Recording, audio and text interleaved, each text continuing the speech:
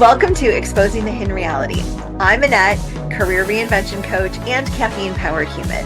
And I'm Sandra, women's life and leadership coach. I bring the woo to our conversations. And this is the podcast where we call out all the unspoken stuff, biases, outdated expectations, and all the things women navigate in work and in life. Yes.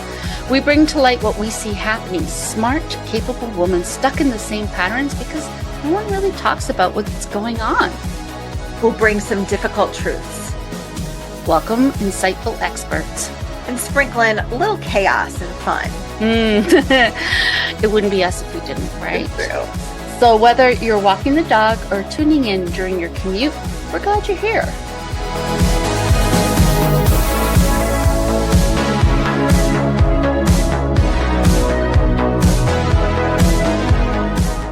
Let's do this. Let's do this. You want to do the let's do this together? Like 3, 2, 1, let's do this. All right, 3, 2, 1. Let's do this. Hey, Tori, good morning. Good morning, everybody. I feel so official being live in the studio. It's amazing. A virtual live. I'm so glad you're excited about it. So we are so excited to welcome Tori. And Tori, if you don't mind, introduce yourself, tell our audience all about you, and then we'll get into exposing your hidden reality. I love it. Okay. Well, I'm joining today from sunny St. Petersburg, Florida, where we've got 363 days of sunshine. It's one of my favorite facts about living here and why I chose to make it my full-time place of residence. Despite the Florida heat, it's also like 112% humidity, but that's okay. I'm living. So I'm the founder of Recruitfully. Recruitfully is a concierge service for hiring teams that are bringing talent into the Tampa Bay area. So I'm obviously very passionate about this area, and I decided to professionalize it. And it's a very easy sell because it's such a great place. Oh, I love that. So how did you get involved in recruiting? Yeah, so my whole journey in the resume sense has been touching recruiting of some sort. Started out at The Ohio State University. I'm a proud double alum there, yes. And I was the director of on-campus recruiting for the football team. So it was like my dream job. It was amazing. I was helping bring in this top talent from around the world, competing against, the Nick Sabans of the world. And it's hard to do. That's tough competition. So I would put together these amazing experiences for recruits when they were visiting the school and their families so that they felt really confident saying yes to Ohio State. I was so passionate about this job. And from there, I took a corporate position in Salt Lake City, Utah. My husband was doing his medical residency out there. We kind of wanted to do something different because we knew we were going to end up in St. Pete. We're like, let's just go do 3 years in the mountains, see what that's all about. And so I really learned like the corporate side of recruiting and how much it costs. Like recruiting is expensive as it gets, especially if you're not retaining people. So that was like a really immersed in Excel and data around recruiting job, which was pretty cool. And from there, we moved back to St. Pete. I had this really nice, flexible, remote, nice 6-figure comfy job. And I was like, you know what? I need to dive into entrepreneurship because that's the safe and easy thing to do. Let's just do it. Let's leave this behind and take on this passion of bringing recruits in to the St. Pete area and kind of showing them and helping employers differentiate earlier on in that process. There's this in between where you're being recruited and you're like, I don't know if I want to move there. I wish I could talk to somebody that wasn't trying to sell me a job. And that's kind of our niche. We're helping employers differentiate from when they're getting recruited by all these big hospitals, big finance firms. That's our place right there to help people see how they could fit into St. Pete or Tampa, Dunedin, the whole area. And so, yeah, that's where I'm at. Very cool. I love this. Go ahead, Sandra. Well, I was just going to say, I totally identify with this. One, because, you're an Ohioan, sort of, right? Yeah. OH. Thank you. Great. You can find them there's more Ohio people everywhere in the world than any other state, I swear. That's because they all start here and then they leave. It's Then they like leave. what So Ohio's what I was known gonna for. say was Yeah. I worked at a fairly large employer in the Cleveland area, and one of the things that they did was actually put together a video describing exactly what you just talked about, why it's so great to live here in Cleveland, because when people are coming in for a job interview, right, we want to show them all the really cool stuff, not all the stuff that people and, late night talk show hosts talk about Cleveland. Right. You're like, not to be specific, but the late night talk show hosts. Yeah, actually, Cleveland has a very similar service to mine now, professionalized as well, which is amazing. These small boutique groups are doing this for these smaller regional locations where you need great doctors and you need, great people to handle your money and stuff like that. So I love that they were doing videos, and now they've got a whole team working on it up in Cleveland, which is really cool. Very nice. I like that it kind of sounds like a combination between corporate recruiting and sports recruiting, because it's not only like, hey, this is the company for you, come in and meet the people, see the office, but it's like, see the city, experience it, imagine yourself living here. What would it look like if you brought your family here? Yeah. And your company cares so much about you. I'm not free. So, your company is already investing in you before you're an employee. They want you to have friends. I'm going to help you get connected to groups that interest you, so that when you aren't in the office, even if you're in the office 80 hours a week, there's a life outside of that, and your company places value on that. And so we want you to stay forever. So we're going to get you plugged in so you do. I think there was a report put out by Bamboo HR that does a lot of recruiting analysis and statistics. They love data, and I like to steal their data. The average new hire, when they relocate, they make up their mind in 44 days. It's quick. There's no time to have a bad experience at the DMV, and you can't get your tags changed, and your kid can't get into school. 44 days to kind of make it or break it for those talent that you spent a lot of money to get here. Yeah.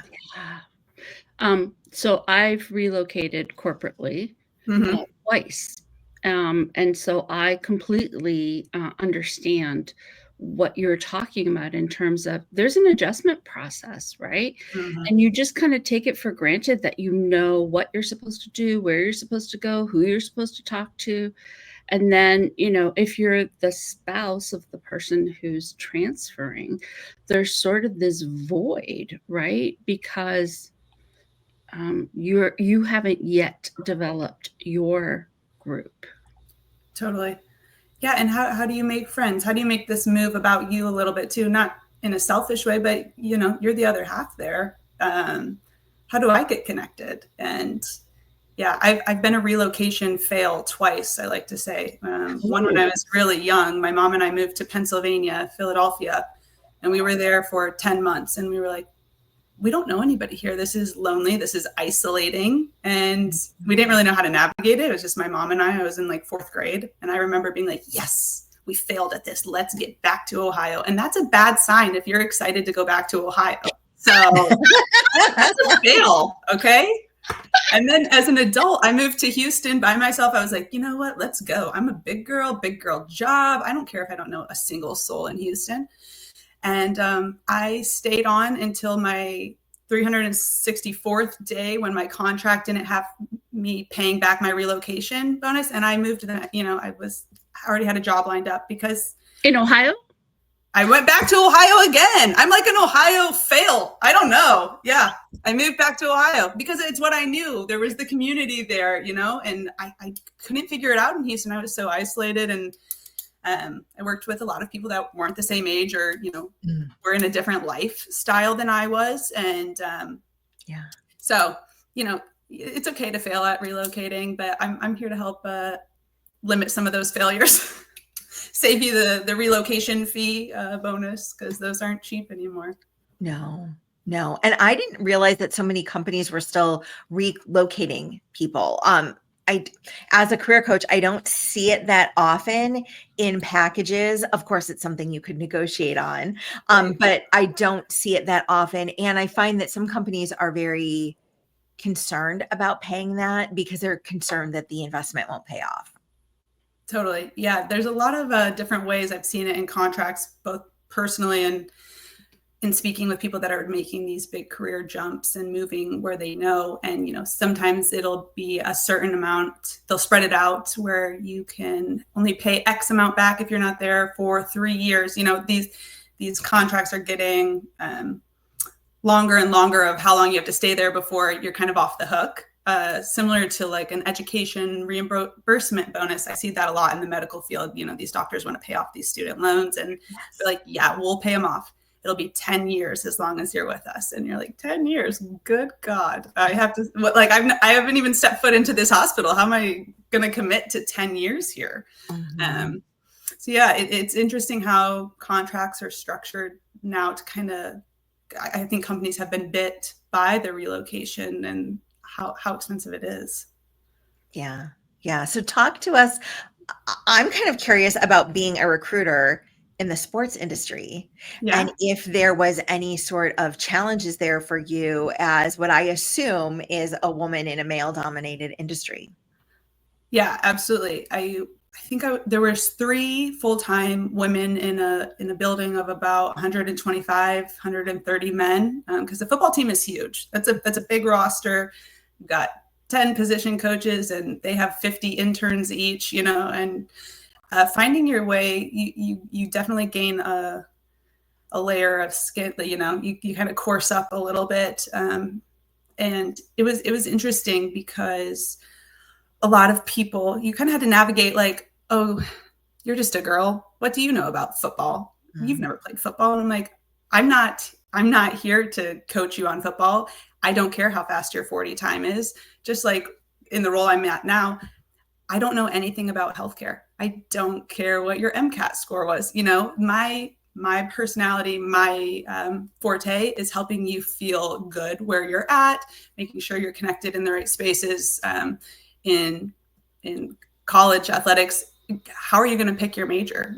How are we going to prepare you for life after this?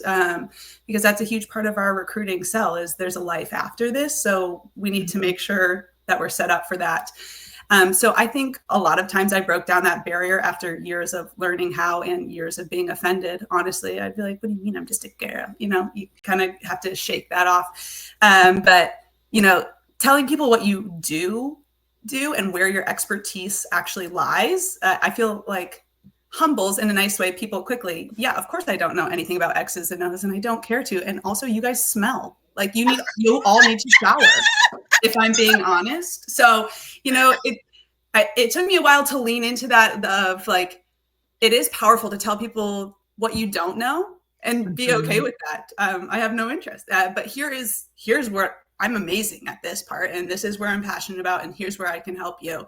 And I think people value hearing from people what they don't know, like, oh, that's really, thanks for being honest. You could have pretended like you knew about this or there's a level of authenticity when you let people know. So that's kind of how I found myself through that. It took a while to build the confidence to not pretend I knew everything about everything because I did used to do that. But there's no sense in it. You can build that trust earlier on and more frequently by being really straightforward. What's the number one thing that you think it's really important for people who are looking to relocate? What should they be thinking about? Yeah, they should be thinking about a couple of things. Obviously, the company is a huge, and the job itself. You spend more time at work than you do with your family, and that has to be a huge piece. That's got to be 60% of your decision, I would say. And the other 40%, which is not small by any means, is that piece that I think is missing in traditional recruiting.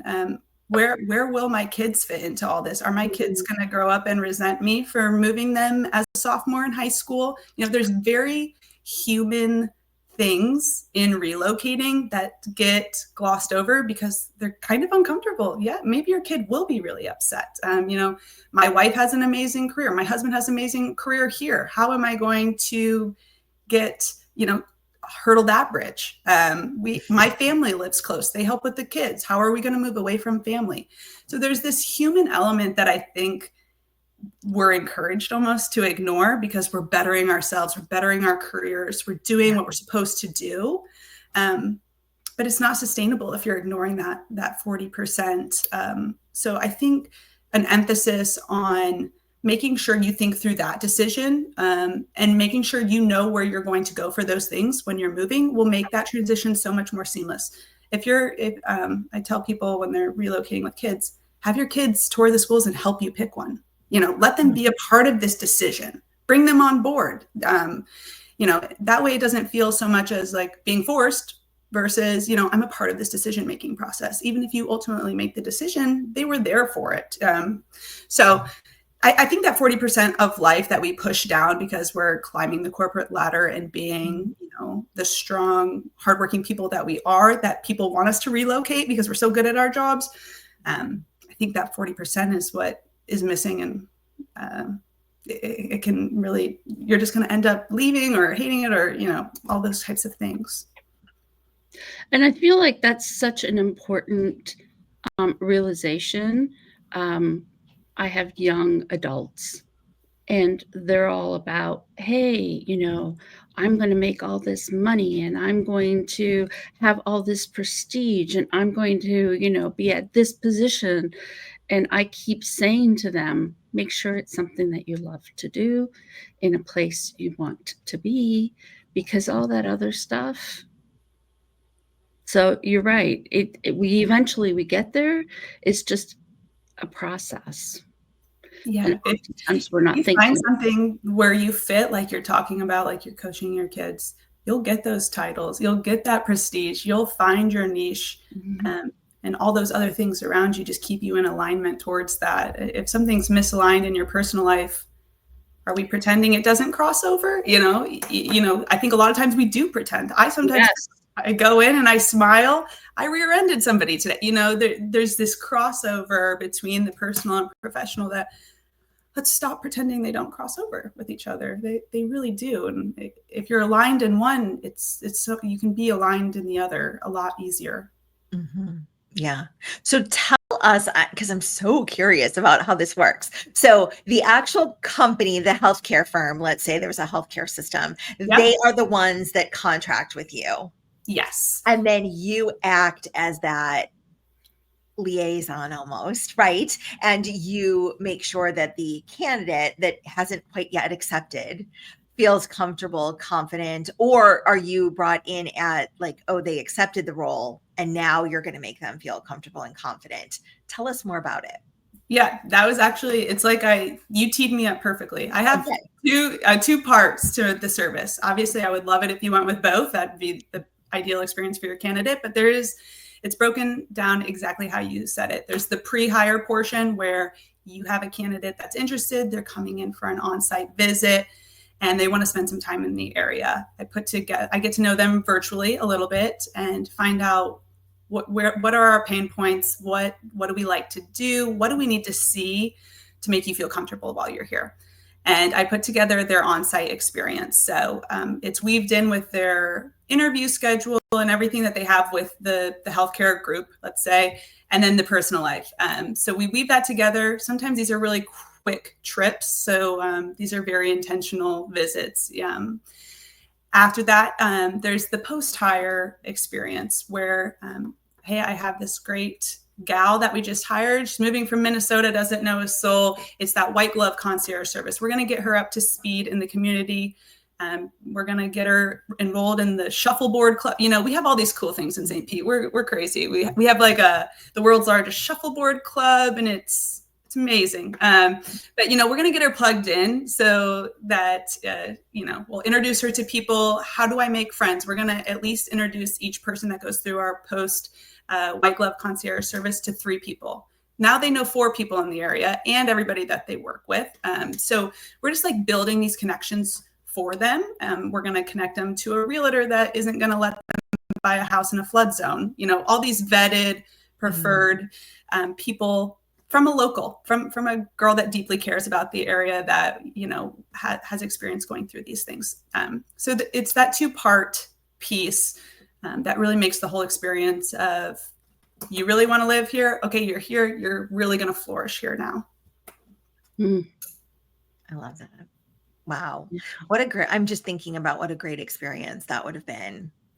I make a really good welcome bag too. That's one of my expertises, is a really good welcome bag. You're going to walk into your hotel room and be like, oh my gosh. Well, and I love that it is an add-on service, but how well then that's going to reflect on the hiring company, how well that's going to reflect on the hiring manager, the team that they're being part of. So you create this experience, but the warm and fuzzy feelings that the candidate has goes back towards the company that's recruiting them. And I'm sure that's going to help create a long, loyal relationship. Yeah, totally. They appreciate that they're cared for before they even take the job. What a way to differentiate when everybody wants you. You know, these are people that are getting offers from everywhere. So it really is this employer taking a step to, one, already protect their investment, because they're more likely going to say yes anyway. It's that extra, it's almost like a little insurance policy of, I care, stick around. I need to hedge my retention bets here with you. So. And two, if they have a partner in this process as well, right?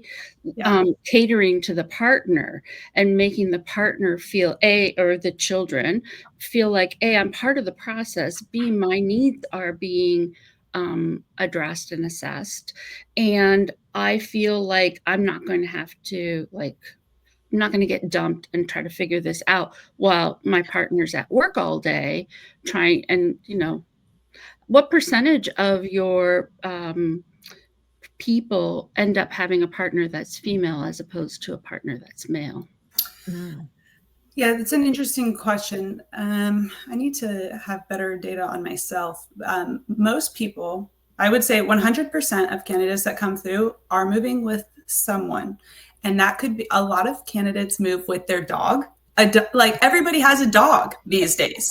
There is pandemic. Yeah, there's not somebody that doesn't have a husband, wife, girlfriend, boyfriend, kid, or dog or cat that's moving with them. And that is, that's the first thing people tell me about, because people love their animals. And I accommodate for dogs quite a bit. That's a big part of welcome bags too. We got to send the pooch home some, St. Pete local cookies and treats and all of that jazz. But there's always, that's a part of the 3 connections I was talking about. A lot of times those connections are professional related. Your husband is an engineer. Great. Here, I know this guy from the chamber, blah, blah, blah. Those connections are geared a lot towards the spouse finding a career. Oftentimes, that definitely is one of them that we check off. But I've had really cool, I'm so proud of you guys. I barely know you, but these like doctor, husband and wife couples where they're both doctors. I'm like, ooh, when do you guys get time to hang out? Like, what do you guys talk about in between the OR? But I've had a lot of these power couples coming through that, they're both very career driven, and finding that peace and getting connected to other, the spouse's work is the major hang up. That's everything for a lot of these folks. So I don't know if I answered your question. I don't know the number exactly, but everybody's moving with somebody, whether that's with a canine or a feline or a child or significant other. Yeah, and having sometimes that, all of them. Yeah, and sometimes all of them. Those are long itineraries. Yeah. Well, and that's true if you have a pet, then right, like where's the dog park, where's the groomer, where's the vet, right? You want that little being. I was going to call it human because I swear my dog is human, but yes, half human for sure, at least. Yeah, they think they are 110% human, I think. But yes, you want them to be cared for because you don't want to disrupt them. And they have emotions and grieve and don't understand what's going on. So I can understand how that would be a big, big part of it. So what are some of the, if you don't mind talking about the job market right now, I think it's a little bit hairy, scary out there. And what are you seeing? What would you tell people that are currently in the midst of a transition or some sort of pivot, or they're just considering entering the job market right now? What would you tell them? Yeah, the job market is the most recruiting, we always say like it is the most volatile, fragile being in the world, the recruiting market. If it's President's Day, you'll see a decline in jobs. It's very metric heavy. You can look and see what's going on and performing pretty real time in recruiting, which is so fun for data nerds like myself. And so it's extremely volatile. So with the state of the world right now, people are scared to make moves. Companies are scared to make big investments. Everybody is, from what I feel and I'm seeing, a little stepped back right now. People are still hiring. Everybody still needs doctors. Everybody still needs bankers. Everybody still needs engineers.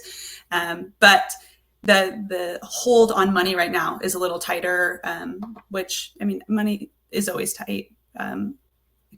Ask anybody when you're trying to like sell yourself, they're like, oh, money's tight. It was like, well, it's been tight for 50 years. But anyway, it is volatile. You feel the economy, you feel what's going on politically, you feel what's going on socially.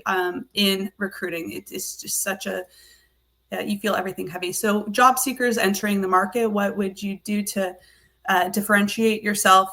Put on your application if you're willing to relocate. Sometimes people don't have that on their application. And people will just skim through, the tops of resumes and see that you're in California. They don't want to move to Florida. Mm-hmm. Put it in your cover letter. Put it in, everybody's job application is different, but tell them what excites you about relocating.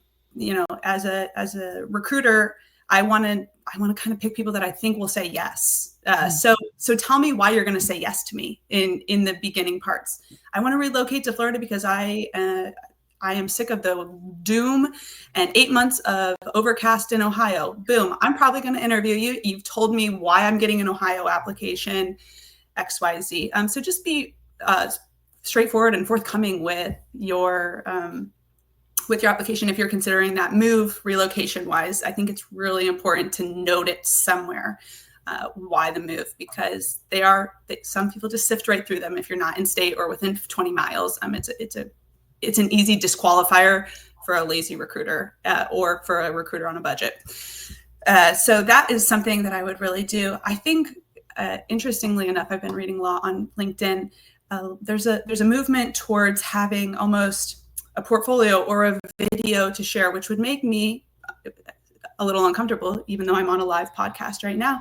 But having this portfolio of being able to show your face a little bit is a huge movement in hiring right now. Here's a video attached to your resume. You put portfolio and have a video talking about why you are obsessed with orthopedic knees and which products you use, why you use them, and why I want to be a part of a hospital that uses XYZ.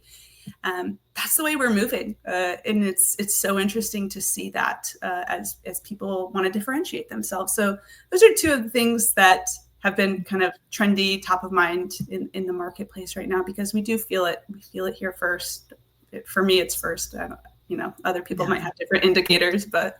No, I like that. Okay. So I'm hearing a couple of things from you: being authentic. Yes. Showing your passion for what you do. And then also showing your face. It's not good enough to hide anymore. Yeah. No. And I completely agree with that. Do you remember when LinkedIn had the little video that you could put behind your profile picture? Yes. That was like the coolest thing. And when that went away, it was so sad. But I agree, showing yourself, being out there really, really, really can help. And the worst fear of a hiring manager, and as an ex-hiring manager, I'm speaking completely from experience, my greatest fear was that whoever showed up at the interview wasn't the person that was going to clock in Monday at 9 o'clock. It was going to be somebody totally different. So showing your face, showing a video, even being on LinkedIn and collaborating or communicating or congratulating other people or commenting on their sharing thought leadership and stuff like that. It goes a long way. Yeah, it really, really does. And then the other thing that I'm just going to take you to task, and then I'll let Sandra answer a question. Do you really read cover letters? Because candidates all the time are like, nobody reads cover letters. Do I even send cover letters? Some places don't even have a place to upload a cover letter. Okay, so what's a real recruiter's thoughts on cover letters? When I was hiring at my corporate job, I removed the option for cover letter. I don't want to read what you typed into ChatGPT. I'm so sick of reading ChatGPT. Like robot to robot here, people. But yeah, no, I don't read cover letters, or I didn't. I'm not in the recruiting space. Right. But my God, if they ask for one, you upload it and make it short. Like even when you're like sending an email, no recruiter, no person on planet Earth wants to read your 4-paragraph thesis about how great you are. I want to know how great you are, but honestly, it will stand out if you show me in 4 sentences. There's a really good quote, and I'm gonna forget the author. It was like it might be Mark Twain. I would have written less, but I ran out of time. Like, I can't remember. It's some famous writer, and my husband's going to kill me. But anyway, being concise, punch me quick with like the good stuff and leave out the fluff. And it's a really good way to stand out, I think, even outside of cover letters, even if you're just emailing for a connection. Hey, I saw you worked at this hospital. Just wanted to connect with you. Leave out that fluff. I'm Tori. I rock. Let's connect. You go, girl. The conciseness really goes a long way recently in this ChatGPT era too, where ChatGPT can write you like a dissertation in 4 seconds, and you can just copy and paste it. Yeah, ChatGPT is crappy at cover letters. They are wordy-gurdy. Please, OpenAI, can you fix that? That's not how cover letters are written. Don't do it that way. Please. I feel so called out. Why? There's nothing succinct about me. I have a hard time with it too. It takes me forever to write 2 sentences because I started out as 18. So you should see the text messages I send Annette. They're good. You're like, Annette's got her thumb scrolling for a bit to get to the bottom. They're juicy. I like to think of them as juicy. Okay. All right. They're packed with action-filled content. Oh, I like that. Excellent. Oh my gosh, that's amazing. And it looks like actually Cicero wrote that quote. Okay, here it is. If I had more time, I would have written a shorter letter. Yes, because it takes so much effort to give this concise communication that you're talking about. It's so hard. Even coming up with you learn a lot becoming an entrepreneur. Like, I thought everybody wanted to hear me for 30 minutes talk about my new company, and refining that down to 1 sentence, just merely introducing myself to people, has taken a year to even, shave it down. And it's still not perfect, but even just an introduction, you have to practice over and over again. Concise, get to the point. It's elevator pitches and, all those things they teach you about in business school that you're like, oh, that sounds awful. I'm never going to be an entrepreneur. I said that. I was like, oh, I don't need to take the entrepreneurship 101 course. Not for me. Finance, marketing girl, toodles, recruiting. So I'm really biting myself in the butt about that these days, but life goes on. We're learning as we go. And you can always go back if you feel drawn to it, but yes, life experience is probably more valuable. And sometimes it's so easy to get caught up in the formal textbook learning, and really experience sometimes will take you a lot further.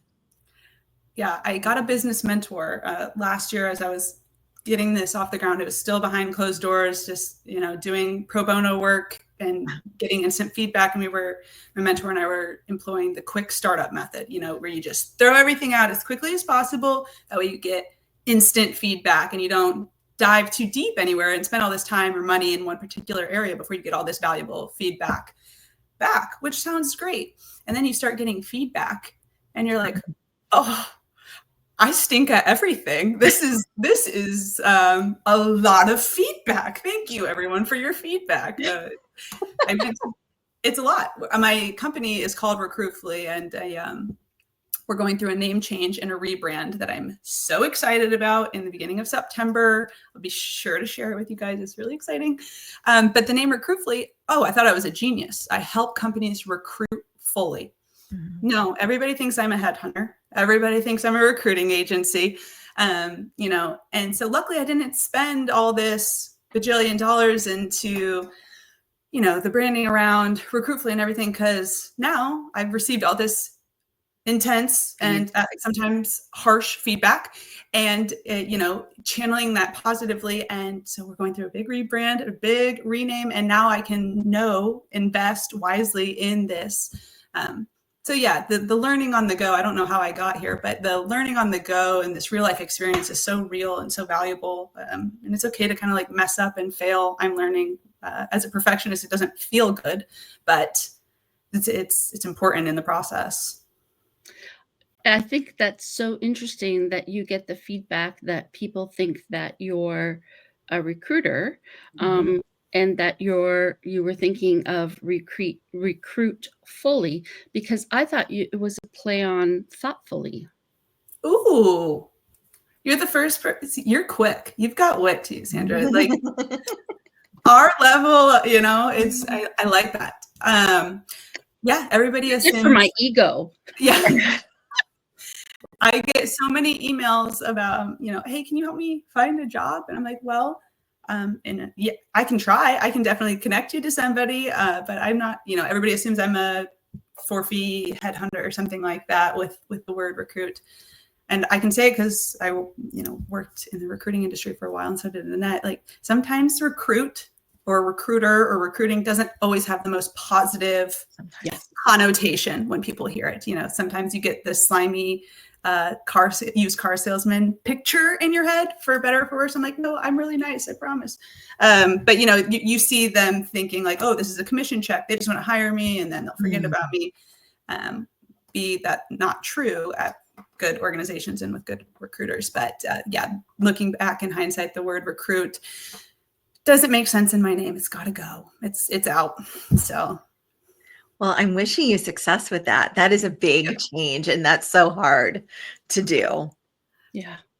Yeah, I'm excited. I have a local St. Pete woman who's amazing, doing all the rebranding and everything, and she's got great style. That's another thing you learn about entrepreneur, like everything you're not good at. Like I should be banned from Canva. Don't let her on there. Don't know, like things I think look good. Then I post it and my friends are like, politely, what is this? I'm like, that is Picasso. Okay. That's Picasso. So it's a lot about learning things that maybe are not your expertise and outsourcing that to people that can see things and make them beautiful. So it's going to be really beautiful. You remind me of my friend Jen. A couple of times now, things that you've said have sounded like conversations I've had with Jen. So Jen is a copywriter mastermind. She's such a gifted person and looks at this from so many different ways. And sometimes I'll be on the phone with her and I'll show her something. She's like, what is that? What are you trying to say? What are you really saying? I'm like, I thought it was clear. No. She's like, pull it together, sister. This is embarrassing, okay?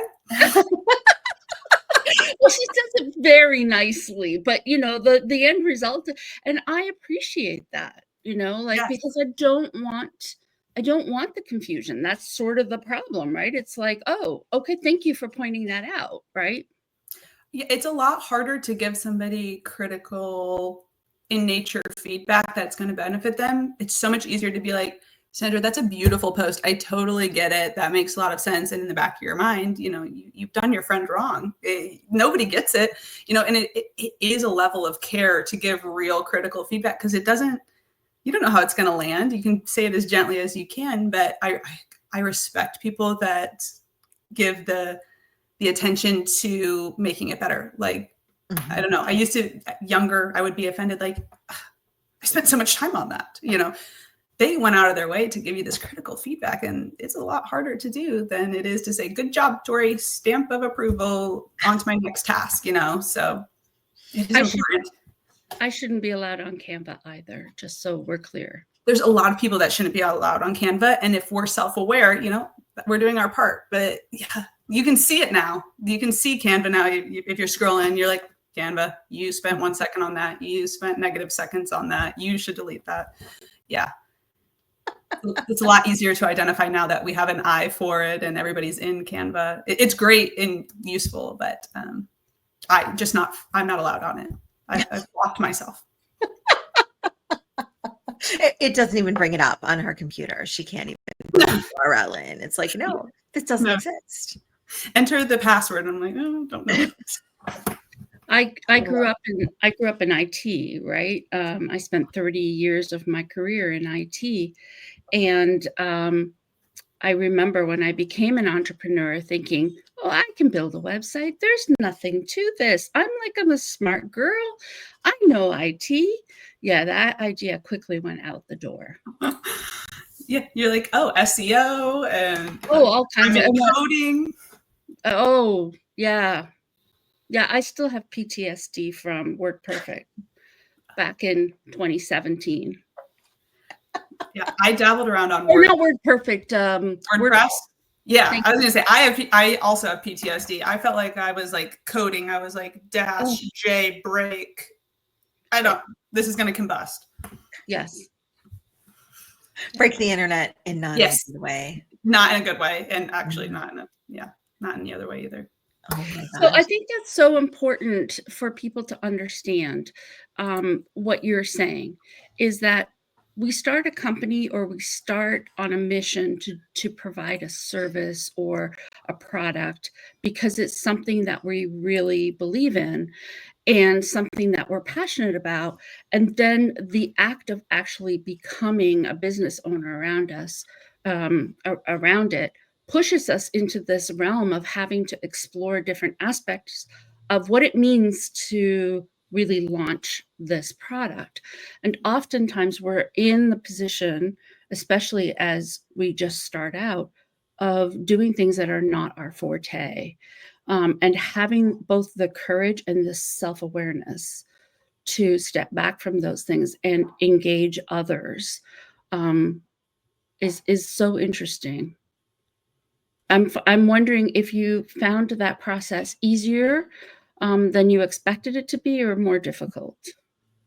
Yeah, I think that this is one of the easier questions you've asked me. I found it so difficult because in my head, I have this amazing service. I'm very good at it. I'm passionate about it. I kind of thought that clients would just like trickle down from the sky because I'm this nice, approachable gal. And, you want to work with me. I want to work with you. We're cool. But I have found it so challenging. There's this sales cap of sorts. I'm selling myself. I'm tied, I'm deeply tied to this business because a lot of it is me. And so, I've faced some rejections. That hurts. That doesn't feel good. I like being told yes. I know that's a crazy concept. And I like paying my bills as well. Another crazy concept. So yeah, it's wild. I'm an anomaly. But the talent acquisition, sales piece, and this like learning to network in a positive way that adds value to yourself and others, it's been incredibly challenging. I say sometimes I'm like, if I had known it was going to be this hard to get a client, I don't know if I would have started, And my friend was like, well, yeah, that's why entrepreneurs don't know that beforehand, or else nobody would start. So kind of like parenting, don't you think? God. If somebody had told me it was going to be this hard. If I had known I wasn't going to sleep, this would have been cuckoo. Yeah, it is. Totally. Yeah, that's its own separate piece. I decided to do it both at the same time too. I did. Oh, good idea. I thought, you know what? Let's just rip the Band-Aid off, start a new career, have this baby, both mellow things. Let's marry them together. So my husband's like, hey, life changes next year. Let's plan on 0. Maybe. So you're like, okay, I'll just rebrand. I'll just do a quick rebrand. It'll be fine. Yeah, you won't even notice. But yeah, it's been tough. There's a lot of challenges in entrepreneurship. It is really hard. I encourage everybody to go do it, but it's hard. It is hard. And I work with the International Association of Career Coaches. And so every once in a while I'll get a call from a newer coach and they'll be like, what piece of advice do you have? I'm like, whatever commitments you make to yourself today won't matter to you in 6 to 8 months. Don't hold on to them too tightly. Get started. Yeah. Because you're right. It's that feedback from when you start working with people and clients and you're like, ooh, I do like working with these types of people. I don't like working with those types of people. And you can only really learn those lessons when you're in it, doing it, taking weird, messy, bold action. So yes, not overthinking it is probably your best friend. And you don't know that when you start. Nobody actually says it's weird and messy. Yeah. And then you're feeling like, am I the only one that this was weird and messy with? So yeah, finding that community to talk to about it really does help you along the way. Yeah, the community is huge. It's not, I've never had to network for a job before and all of this stuff. And sure, it's great for meeting people in some of my adjacent services. You know, like I know so many realtors, all this stuff, but the community of people going through the same kind of hard, like there's a lot of kinds of hard. Entrepreneurship hard is its own like kind of hard that it's like you have a little bit of a positive commiseration committee with your community of entrepreneurs. It's so important. I would, you know, that's a piece of advice I give everybody that's kind of like struggling. I'm like, go make a friend that's kind of going through the same thing, or make a friend that has done something similar. And they're going to tell you about the messy parts that people don't tell you about on LinkedIn and everything like that. Though it's nice to hear other people's messy, for lack of better words. I think too, and this I think just goes to life in general. We're so used to seeing everybody's perfection reel that we miss that, you know, what's going on behind the scenes is not necessarily what's showing up on the screen. And, you know, we said to you before we started, right? Oh, you're getting the full backstage experience, right? And you see, like when you see all the stuff how the sausage is being made, it's kind of like, oh, okay. I didn't realize I didn't realize all the messy parts about it. Yes. Yeah. Totally. Yeah. And it's important to see that, to align your own expectations of yourself and keep the mentals healthy. You know, it's easy to get down on yourself, facing rejection, seeing a highlight reel. You're not having your highlights yet. You're on the verge. It's just not there yet. Seeing stuff like that helps. And I think talking about your messy helps people. It helps me. So definitely. Yeah. And you know what? Allowing people to see that is leadership. It is. Yeah. It's like what we were talking about, like telling people what you're not good at. It's the same. It's that same like authentic feeling, like you're not trying to pull the wool over me here. I get to see a lot of parts of you that are, some are vulnerable, like talking about things that you aren't good at or failing at. That vulnerability, I think, really resonates with people. Yeah. Mm-hmm. Agreed. So Tori, how can people connect with you and find out a little bit more about you and what you do? Yes, I have a LinkedIn page. It's Tori Smith. You can type in Recruitfully for the next 2 weeks, and then Recruitfully is going away. It's disappearing, and we have an exciting new name and brand and everything. But you can also find Recruitfully on Instagram and Facebook. You know, all the good spots. Just the name. There's nothing at the end of it, and you should come follow along for the rebrand. It's going to be really fun, and it's going to be aesthetically pretty beautiful because I'm not touching it or Canva. So there's my pitch to come follow along. She's like, see what I didn't do. It'll be great. Look at what this beautiful graphic designer that's trained to do gorgeous stuff can do. And, take my message and beautify it. It's great. That is amazing. Wonderful. Well, Tori, it was great to have you. And we look forward to the rebrand. I can't wait to follow along. Thank you guys so much for having me. This was so fun. And you're so easy to talk to. So thanks for having me on. Yay. Thanks. My dogs are barking, so I'm trying to mute. They're like, I heard you guys say goodbye. Come feed me now. Pretty much. Bye, everybody. Yeah. Bye-bye.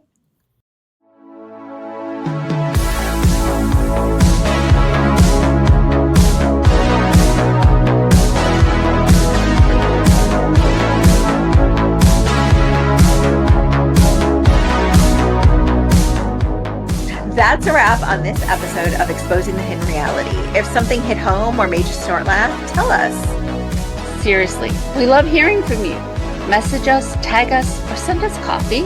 We love coffee. And hey, leave a review. It helps more women find us and boosts our egos. Which are fragile, suspiciously fragile. True. All right, until next time, keep questioning, keep growing, and if all else fails, blame the dog. See you next time. Wait, did we stop recording?